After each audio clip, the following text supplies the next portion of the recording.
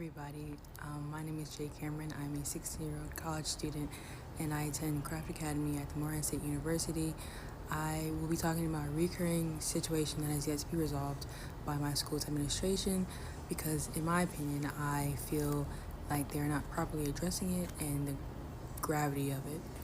And I hope by bringing attention to this, I can cause something to happen or something to change. So, when I first attended craft, of course, I was very happy, very excited, because this is a once-in-a-lifetime opportunity, but that didn't really last long due to a falling out with my former roommate. At first, it was just about personal disagreements, just opposite morals and personalities, but as time progressed, the situation escalated in a way that I would never thought it would have, which now has me questioning my well-being and safety at this school. Before we even physically met, my roommate said she had dark humor, which was really just a bunch of racist jokes. But she swore she wasn't racist. Like this joke right here where she called black people antique farming equipment, and I told her I'm not comfortable with those jokes because I have been bullied before, racially. So, yeah. So she continued to call black people antique farming equipment and then went on to say after we had physically met up that black people with locks are nasty and disgusting because they don't take care of their hair. As a black girl in an already predominantly white area, this of course made me feel uncomfortable and I tried to set boundaries, but she did not take that seriously. After these jokes, things took a turn for the worst. She started invading my personal space, and of course that made me even more uncomfortable, as well as being annoyingly clingy, and as an introvert that really did not sit right with me. I don't really know.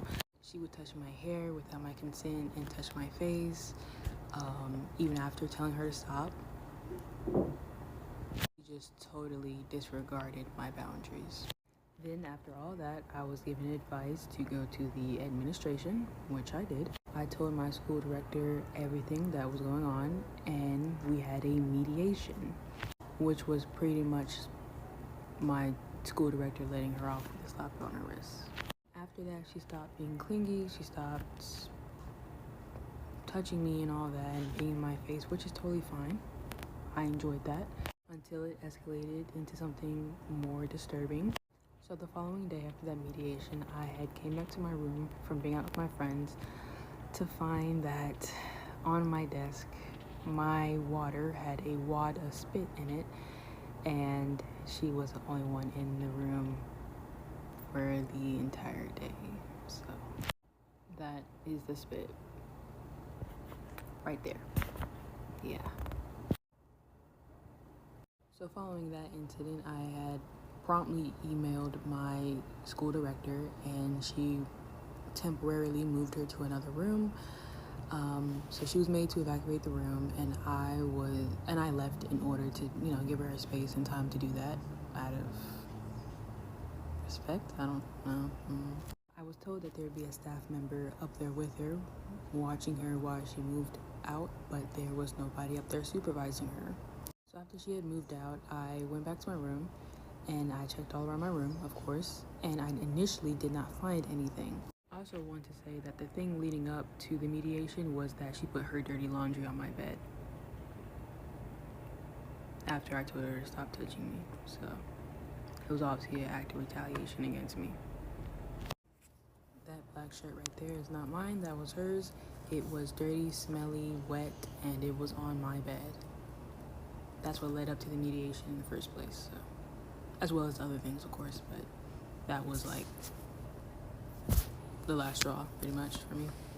So anyway, to get back on track, like I said, I initially did not find anything in my room until I woke up that morning, getting ready for classes, and I looked into my closet and I noticed that my shoes had been rearranged and that my right shoe, Converse shoe, was soaked, wet, had a weird smell, and was slightly stained yellow on the inside of it.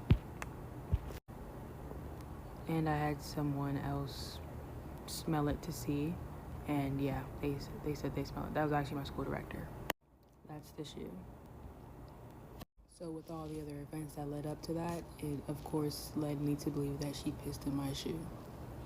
It's not like anyone was up there to supervise her and to see her not piss in my shoe. So yeah, I think she pissed in my shoe.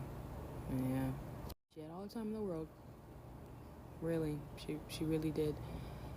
I wish I was making this up, but this has been my life for the past few weeks.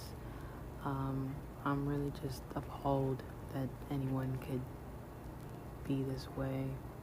And when I brought this to my director's attention, she said that she would try her best to see if she can get it tested by the police department, the on-campus police department, as well as the Morehead State Police Department. They said they couldn't test it because there was no witness. I guess there had to be someone who saw her piss in my shoe in order for them to test it to see if it was her who pissed in my shoe. I don't know. What's that about? But all this has just left me feeling unprotected, disrespected, and just exhausted, honestly. I've tried to approach this logically and calmly, but this is far beyond anything I could deal with, to be honest with you. And whenever I bring this up to the school, they're like, oh, I understand, I sympathize with you, but you gotta realize, if we do kick her out, we're kicking her out of a $44,000 scholarship. One she does not deserve. So here I am sharing this with all you because I believe situations like this should be taken very seriously. No one should go through what I've gone through, especially not in a place that's supposed to be about learning and bettering yourself. So if you ever face something similar to this, or you just believe that everyone deserves a safe and respectful living environment, please do share this video, and let's try to make sure that behavior like this does not go unnoticed or unpunished. Thank you so much for listening, and I appreciate any support that you can offer. Any advice. Thank you.